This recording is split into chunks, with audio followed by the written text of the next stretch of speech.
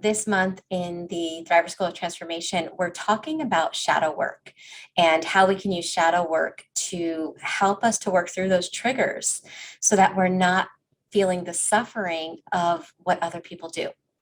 In other words, if you're triggered by somebody else's actions, things they say, accusations that they make against you, or simply by their rude behavior or their manipulation, right? And you feel like their behaviors are affecting you a lot and causing you a lot of emotional suffering, you're going to want to watch this video because I took out a 9-minute section from our live meeting this past Tuesday where I share some steps that can help you to start using shadow work to work through what's causing the emotional dysregulation.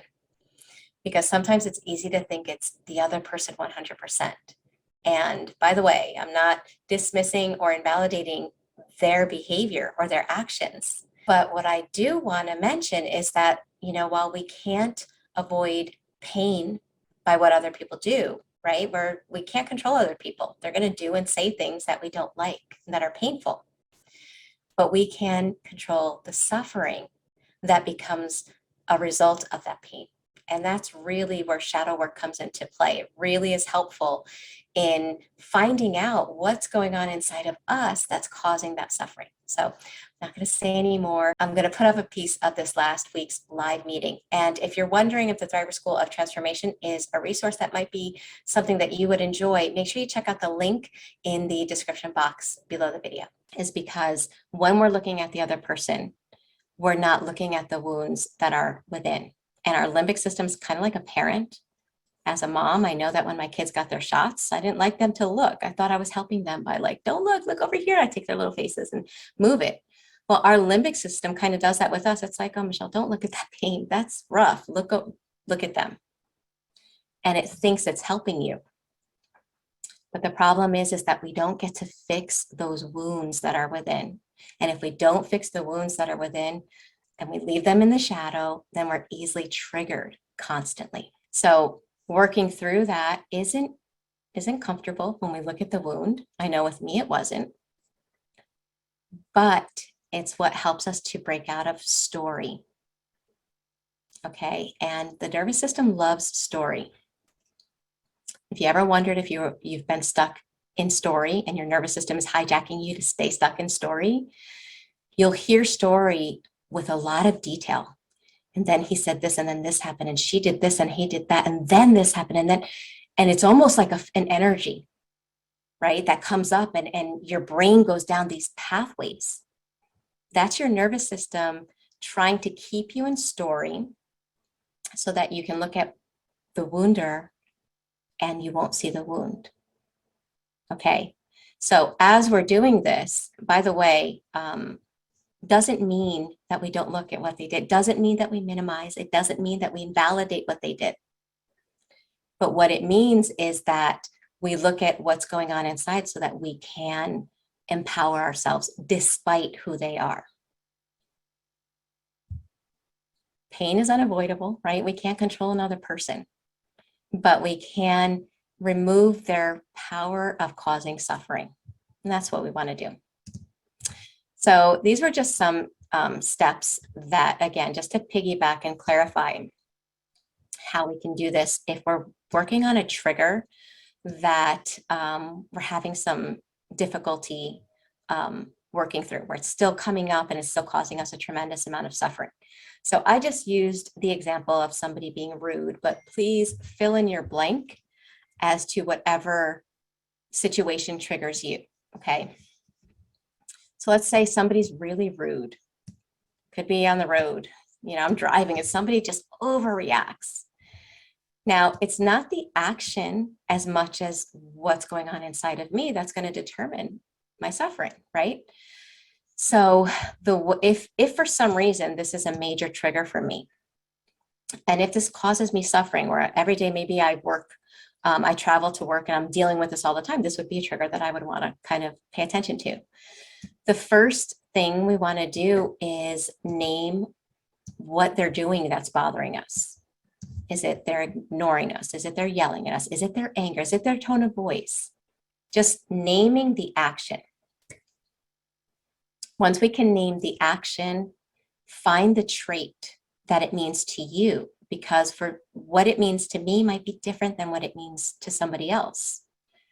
Okay, so we need to find, well, what is that trait in them that's causing me to feel suffering? Once we do that, we want to name the emotion that comes up in us now. That's like the name it to tame it, right? Well, what am I feeling? I'm feeling fear of abandonment. I'm feeling bad, like I'm feeling shame, like I'm a bad person. We have to name the emotion, because when we don't know what's going on inside of us, that emotion has so much power. It causes us a tremendous amount of suffering, and we're just like sitting there waiting for it to subside. We don't want to do that anymore. We want to start bringing it into our conscious awareness. Once we know what the emotion is, something else that we can do when we're feeling that emotion in our body is we can ask ourselves, what's the story that's coming up? Now, the story sometimes hides behind the emotion or the sensations in your body. We may not know the story at first. We just may feel a tremendous amount of emotional dysregulation. We don't know the story yet. We just feel the sensations. Well, learning to just recognize those sensations and asking, what's the story? Because the only reason those sensations are there is because there's a story that's going on, that's becoming activated.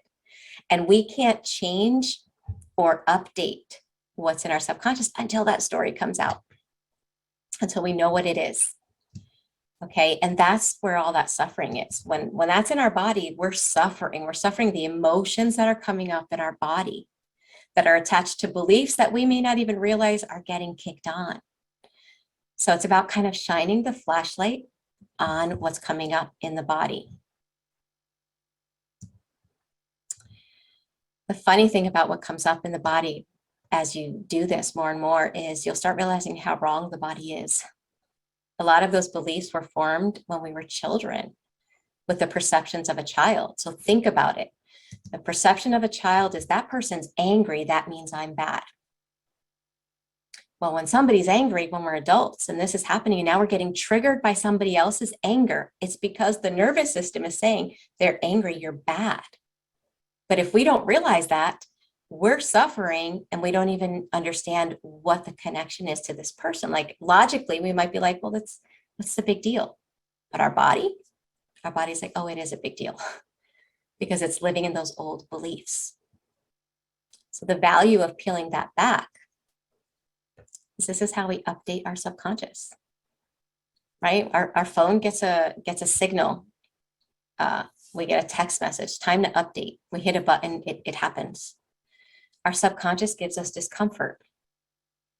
And if it's causing you suffering, that's a sign that it needs an update. That subconscious belief is an old belief that's causing suffering that needs to be updated and upgraded.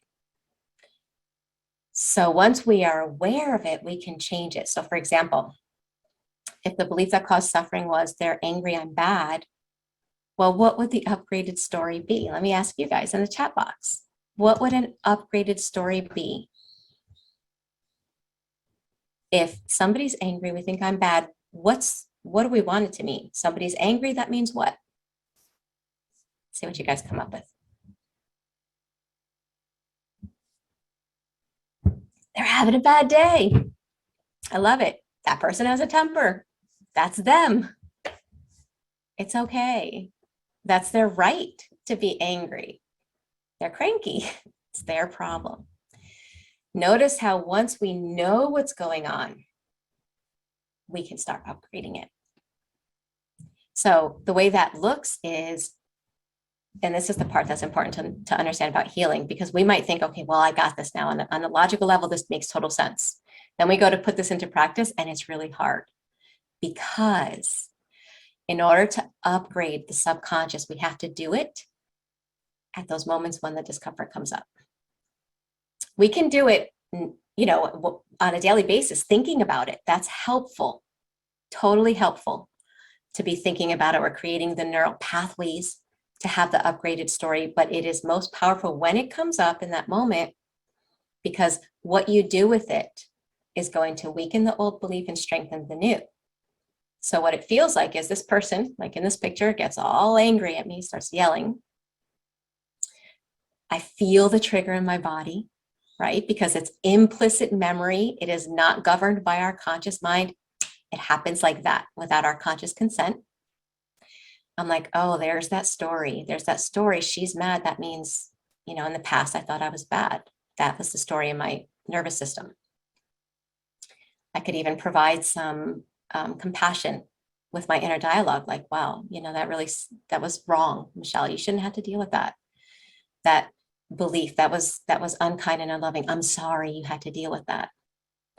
And now I upgrade it to even though that person's angry, she's allowed, like maybe she's having a bad day, or maybe whatever, or that's who she is.